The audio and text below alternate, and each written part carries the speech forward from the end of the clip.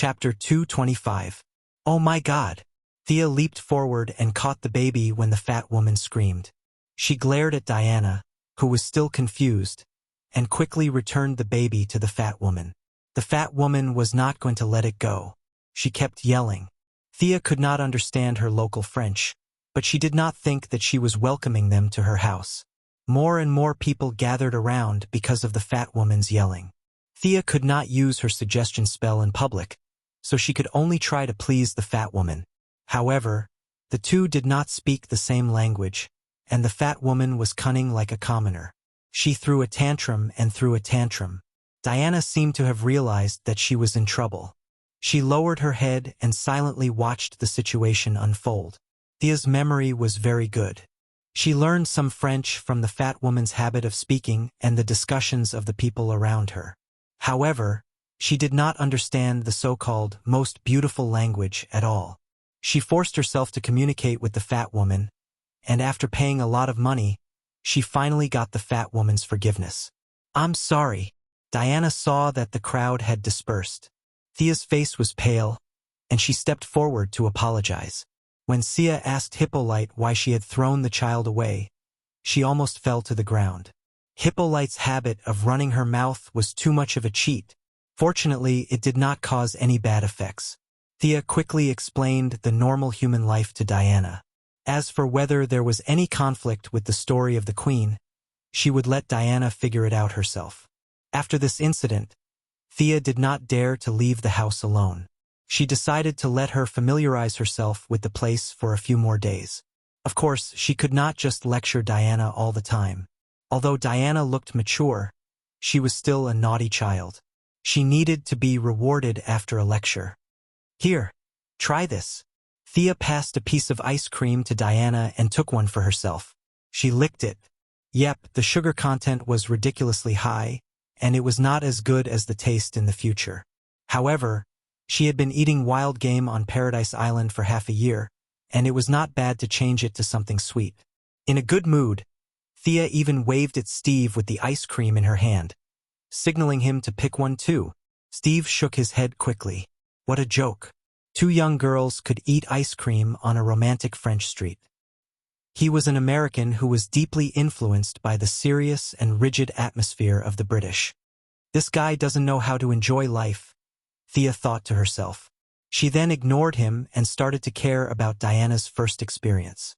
Desserts were indeed the best weapon to deal with girls.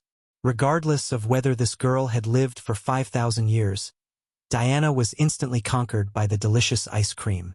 She stared at Thea with shining eyes and said, "I want more." At that moment, all thoughts of Aries were forgotten. Diana only felt that her mouth was surrounded by the sweet taste of the ice cream. It was as if a heavy burden had been lifted off her shoulders. Naturally, Thea observed her mental state. It was incredible that ice cream had helped a demigod to affirm her beliefs. To prove her beliefs, Thea bought all the ice cream and found a secluded place to freeze them one by one with frost ray. Although she did not have the water element and did not know any ice spells, she was still able to cast such low-level spells that were almost like magic. Steve was no longer surprised by the earth-shattering things she had done. He calmly watched as she froze the ice cream with her hands and volunteered to carry the heavy responsibility of carrying this large pile of desserts. Thea gave him a look that said, "You're smart." The three of them found a passenger ship to London and began their journey at sea. "Hasn't your partner arrived yet? We've been waiting for 2 hours." Steve leaned against the corner of the wall, constantly looking at the passers-by around him, and asked anxiously. "She said that she had something urgent to attend to at a place called Liverpool. She asked us to wait for her until sunset." Diana was not in a hurry. She said slowly while licking the ice cream in her mouth. "Liverpool? That's more than 300 kilometers away from London. She boarded the ship at the same time as us. Did she fly there?" Steve felt that after meeting these two women, his inherent common sense was violently challenged every day. It was not unusual for anything to happen to these two women.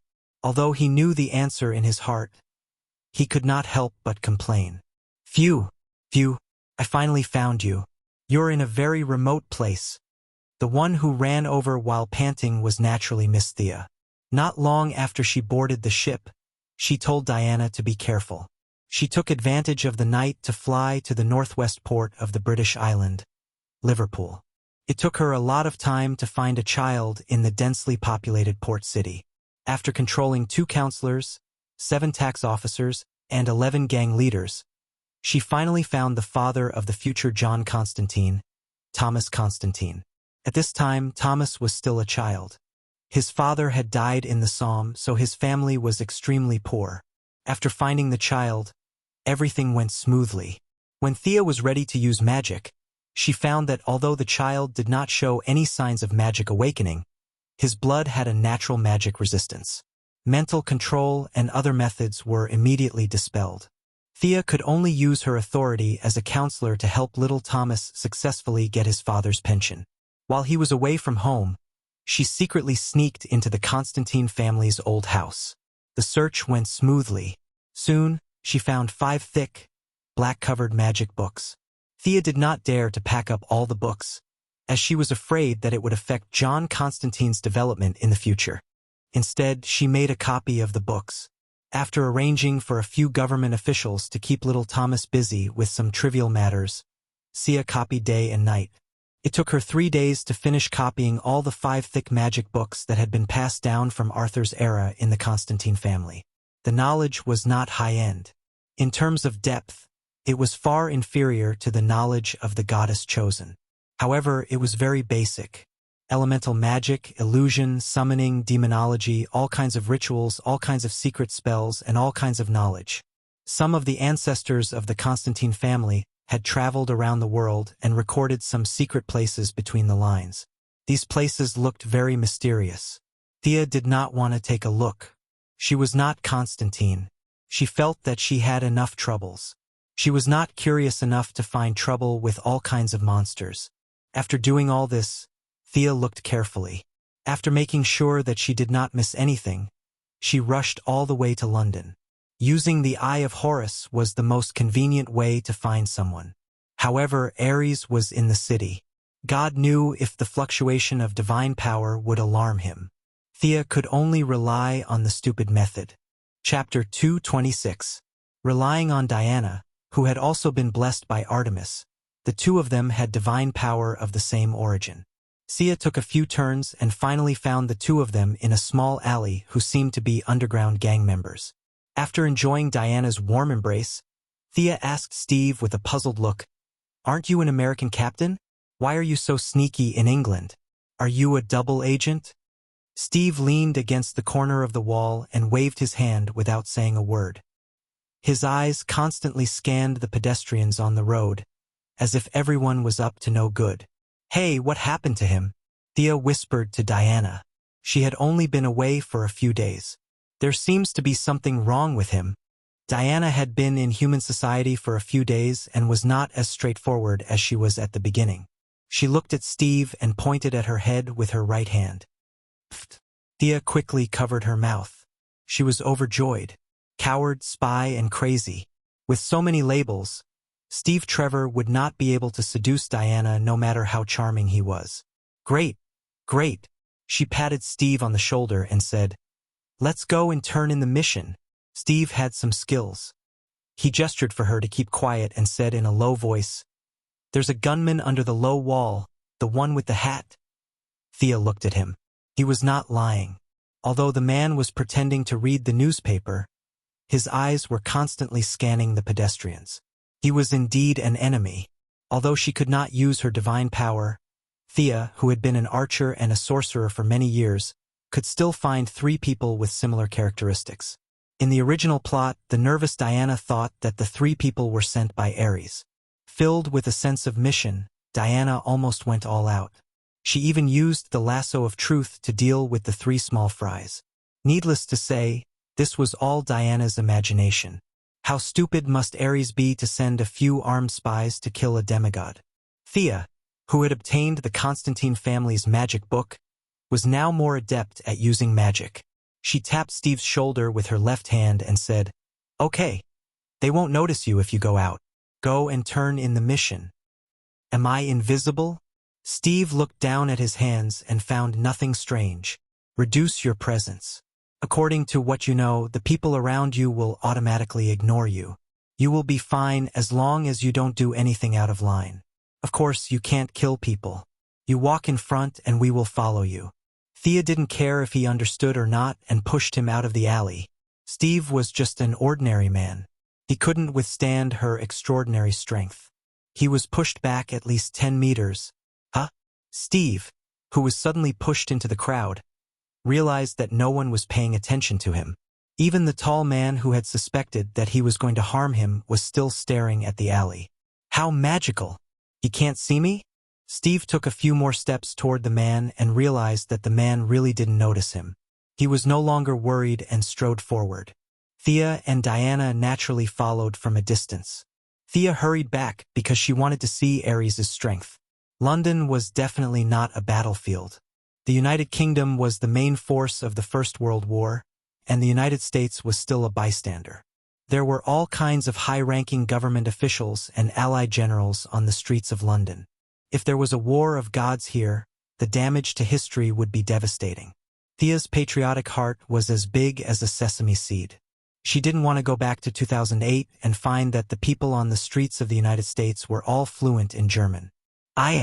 His sense of beauty is so unique. Is that his partner? Diana and Thea were walking not far behind. They saw Steve suddenly walk up to a short and fat woman. The two were talking and laughing, and they even hugged each other. Thea was still thinking about Ares. When Diana said that, she looked up at Steve. It was indeed a short and fat woman, but what the hell was a partner? She was Steve's secretary. Thea had some impression of this fat woman. She seemed to be a funny character. Since Diana had misunderstood, she would continue to misunderstand. Steve found his right-hand woman and was about to introduce her to the two women. But when he turned around, he found that he could not see the two women. Needless to say, it must be the effect of the magic again. He had just walked past his secretary and found that she did not notice him. It was not until the two touched each other that the secretary found him. Now, Steve completely believed in the existence of magic. He wanted to squat in the corner and write the word, convinced, on his face. He told his secretary to wait for him and walked away proudly. However, when he reached the entrance of the Allied headquarters, he hesitated. According to the witch, he could enter unimpeded with this magic. But what would he do after entering? A few generals were discussing loudly. Would he suddenly pat a general on the shoulder? Would he be treated as a spy and shot to death? The United Kingdom was now the first superpower in the history of human civilization. Shooting an American lieutenant would not cause any controversy at all. But he couldn't see Thea now and couldn't remove the magic. He was so anxious that he stomped his feet. Miss Thea finally saw him pacing back and forth at the entrance of the headquarters. An invisible wave dissipated from Steve's body. The guards at the entrance of the headquarters were standing guard when they suddenly saw a big living person stomping his feet in front of them. They were so scared that they almost wet their pants. This assassin was too skilled. The two overly nervous guards raised their guns. Steve was also taken aback by their overreaction. Fortunately, he had good reflexes. While dodging the gun that was aimed at his face, he handed over his ID. The guards looked at his ID and saw that he was an American captain. They didn't believe it at all. It was too easy for such a skilled assassin to forge a captain's ID. They couldn't let him in even if he showed the ID of the British Prime Minister. Steve couldn't defend himself. Fortunately, at the critical moment, the German spies temporarily attracted the attention of the guards. 3 German spies were originally watching the alley when they suddenly heard the noise. They saw Steve talking to the guards. The 3 of them looked at each other, threw away their disguises, and went to kill Steve with their pistols. Unfortunately, they were too late. The 2 sides were 100 meters apart. The guards were already very nervous. When they heard the gunshots, they immediately returned fire. The street was in a mess. Under the constant crowding, Thea and Diana automatically removed the magic effect. Diana looked at them and asked uncertainly, "Are they Ares men?" "They are all Germans." "Who are Germans?" "Those who come to our paradise island are Germans." Thea was too lazy to talk about political issues. It was meaningless to say too much. She would let Diana figure it out herself in the future.